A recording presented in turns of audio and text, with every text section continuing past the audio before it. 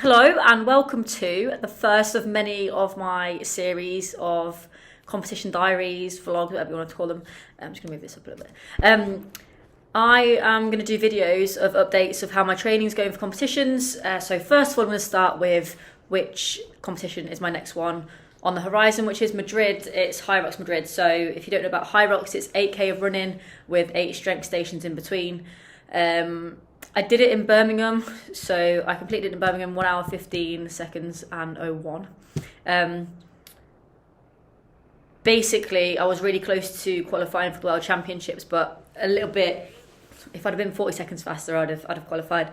But I don't want to get too caught up on that. Instead, I want to focus on the next race. So as I say, it's going to be in Madrid.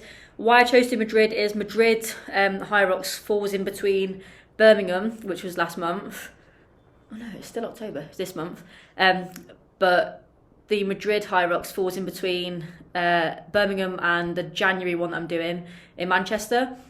So if anything, Madrid's a really good opportunity to try out some new things, new strategies, and also to highlight any weaknesses partway through a training block to see what I need to work on for the January Hyrox in Manchester. In terms of logistics, so I spent ages, first of all, even deciding to do it. So last Saturday, I spent about 2 hours thinking about whether I should do it or not. And I just thought, you know what? You only live once. And it would be a nice chance to explore Madrid. So I'm quite looking forward to it. And also, I've always wanted to travel on my own somewhere. Well, I think I have, but I don't know if I actually have until I've actually tried it. But this is a good reason to go travelling on my own because obviously I'm actually going for something, whereas I'm probably unlikely to have booked a holiday to Madrid if it wasn't for competing. So yeah, I decided that I was going to do it. I looked on Ryanair. In true Ryanair fashion, the flights came up a lot cheaper online, but then when I did all of the booking through, and it was like, do you want hand luggage and all this? And if you actually want to be able to pack more than a day's worth of clothing, then yeah, you actually have to pay an extra 40 quid for extra luggage. But anyway, this isn't a diss about Ryanair, this is about my competition. So yeah, after the flights were all booked, the next thing to do, in fact, which I've only just done this morning, is book the hotel. So I've now booked the hotel. Part of me wanted to book a refundable one, with the thought of just in case, because I'm still a little bit sceptical with my knee, even though it seems to be going well at the moment with my training and stuff, but obviously it's still fairly recent bad injury with my knee back in March, where I tore my ACL, tore my meniscus and sprained my MCL, but you're probably fed up of hearing that by now. But yeah, so I've booked the hotel. It isn't refundable, but I just thought, you know what, I'm going, I've booked the flights, I've booked the competition, so just booked the hotel as well. So yeah, I've done that.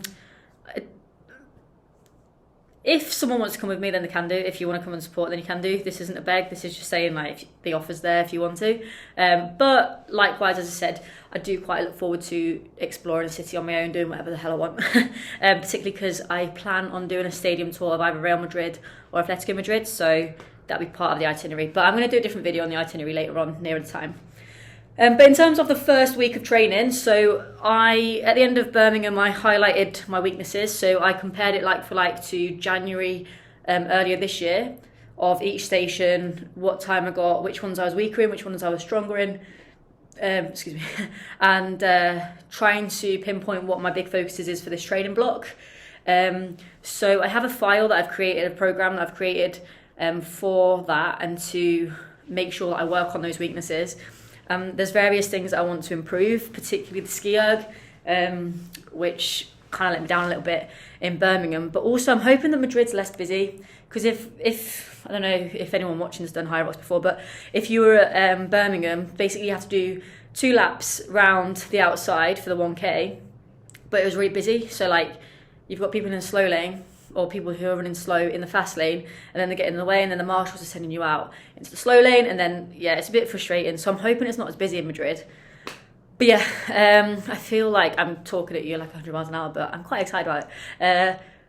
Yeah, so my biggest concern about doing the Hyrox in Madrid is the language barrier, because obviously if in England I'm doing the burpee broad jumps and I don't meet the standards properly, they can just say you're doing this, don't do it again or else you're going to get a penalty. Whereas obviously in Madrid, it's going to be in Spanish. So yeah, my Duolingo doesn't stretch that far. I have tried learning Spanish many times, and then I think that I'm like fluent, and then I watch like a clip of something on YouTube and I'm just like, yeah, definitely not fluent. I've got a long way to go, and then I just kind of dwindle out, and then before the next time when I'm like, oh yeah, let's learn Spanish. But anyway, going off on tangent. Yeah, so that's my biggest concern. I was a little bit concerned about, what if like flights are delayed and stuff like that, but I specifically booked an earlier flight to allow for that, but also I wanted to book an earlier flight because if the race went completely terrible, at least then I've not completely like ruined a weekend, like ruined a holiday. Like I've still been able to get a holiday out of it and explore the town and stuff like that. Is it a town? Is it a city? No, it's a city, isn't it? Explore the city. But yeah, that's my biggest concern is the language barrier. But in terms of the programming itself, so my first week of programming since signing up last week, I was a little, do you know what, on reflection, I'm a little bit disappointed because, not disappointed, but I didn't do enough Hyrox specific stuff because I just felt a bit knackered last week. I think as well, I started to do some skipping again, which I've not done for ages, and I did it at such a high intensity that my shins were knackered, which kind of put me back a bit because I didn't want to run. I did. I got a 10k PB, didn't I? So I was pretty pleased with that. So I ran Chester Zoo 10k yesterday and got a PB. So it's good to see that my fitness is coming up in terms of the running side of things. But I just need to make sure that there's certain paces that I want to try and hit for the Hyrox running splits, which I think I can massively improve on. Because if you can improve on the running, that's half of it. That's half the battle, and you can take off time that way. So that's something I'm going to be focusing on this week is the running side of things. Also ski ergs, I want to do a bit of that. And I want to get faster on the sled push as well. Because annoyingly, I was slower on that versus January Hyrox, which shouldn't be happening. So I want to improve on that. But yeah, if there's anything in particular you want to know about Hyrox or about the way I've gone about training for it or planning an event abroad, then let me know. This is just a brief video to overview the first of the series, just to say that I'm doing it. It's the 26th of November, and I'm going out on my own. Excited for it, and there's many things that I'm working on in terms of the weaknesses side of things that I intend to push forwards, and hopefully, fingers crossed, hopefully I can beat my time for Birmingham, because that's the main thing. And if I qualify for the World Championships, then that's just a bonus. But for now, I just want to beat my Birmingham time. So yeah, as I say, if you've got any questions, let me know. But yeah, thank you for watching, and yeah, there's no and. Thank you for watching.